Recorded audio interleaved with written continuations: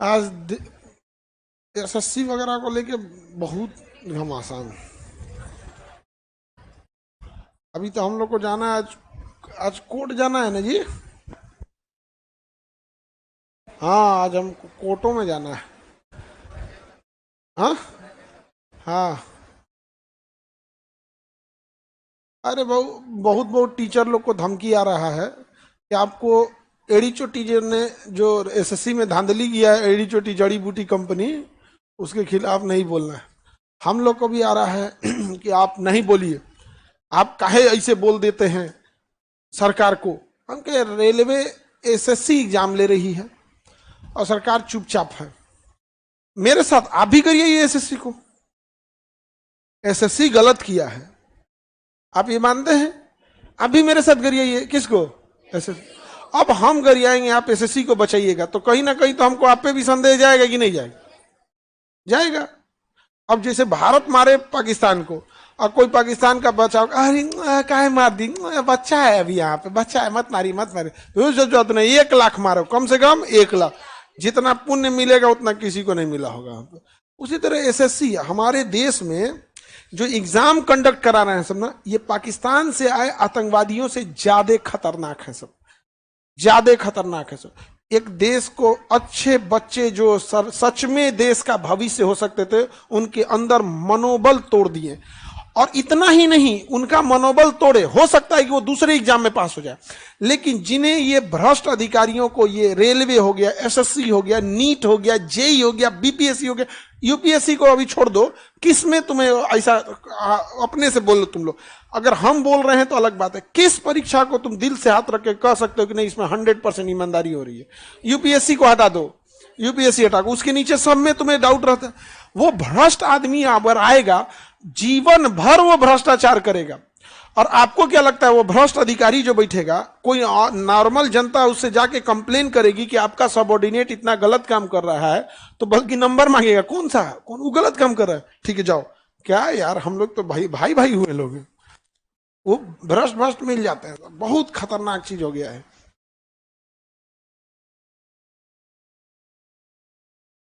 अच्छा, प्लेटो ने सही बात बोला था, यदि शिक्षित लोग राजनीति से दूर रहेंगे तो अशिक्षित लोग उनके ऊपर राज करेंगे, और यही हो रहा है, यही हो रहा है। नेता कहता है, सब नेता कहता है कि शिक्षक लोग पढ़ाएं, शिक्षक लोग पढ़ाएं, राजनीति नहीं करें।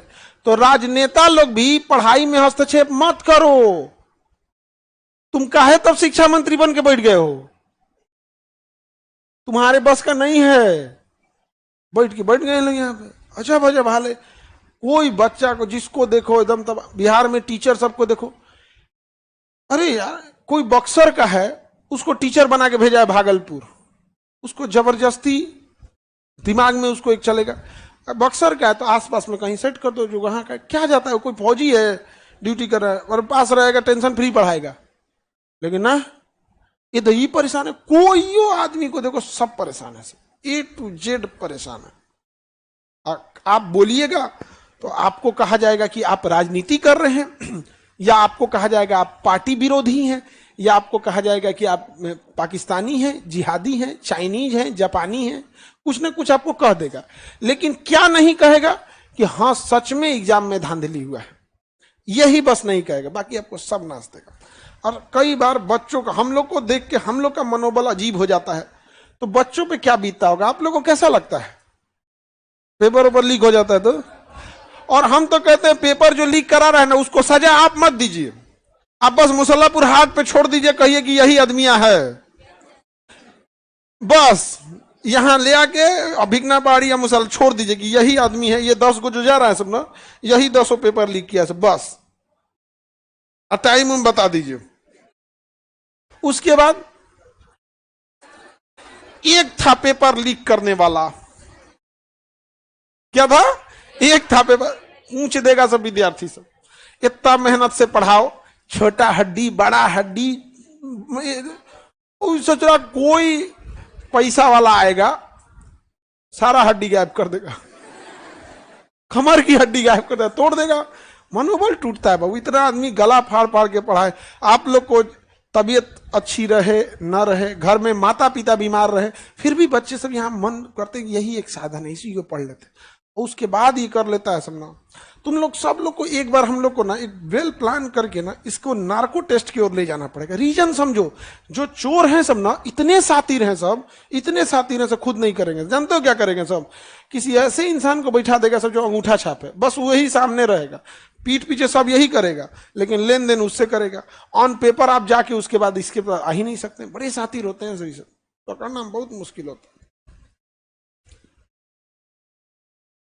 पढ़ने में भी मन नहीं लगता है सब, लेकिन मजबूरी बाबू पढ़ना पड़ेगा। चलो अब देखते हैं, ये कान है, क्या है?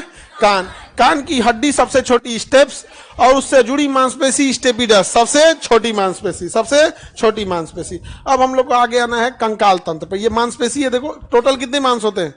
680। कितना? 600, 639। सबसे ज्यादा किस पे होती है? पीठ पर। कितना होता है? 100। सबसे बड़ी मांसपेशी कमर की है। अभी यहाँ सबसे लंबी मांसपेशी है सार्टोरियस, सबसे लंबी सार्टोरियस मांसपेशी होती है। आगे बढ़ जाएं। अब हम लोग को देखना है कंकाल। क्या देखना है? कंकाल। शरीर को खड़े रखने में हेल्प करता है कंकाल। यदि कंकाल नहीं रहेगा तो हम खड़े नहीं हो पाएंगे। केंचुआ के शरीर में कंकाल नहीं होता है, वो खड़ा नहीं हो सकता है। सांप को ऐसे एक बार नचा दीजिएगा तो उसका कंकाल टूट जाएगा, अब वो रेंग नहीं सकता है। तो हमको चलने फिरने और सीधा खड़ा रहने में मदद कौन करेगा? कंकाल। मार के किसी का पैर का हड्डियां टूट दीजिए, वो खड़े नहीं हो पाएगा। खड़ा हो पाएगा? क्या मांस टूट गया उसका? क्या टूट गया? कंकाल। कंकाल बहुत जरूरी है हमारे शरीर के लिए, और यही कंकाल हमें चोट से बचाता है, नाजुक अंगों को चोट से बचाता है। ये जो चेस्ट होता है, चेस्ट क्या चलने फिरने के काम में आएगा?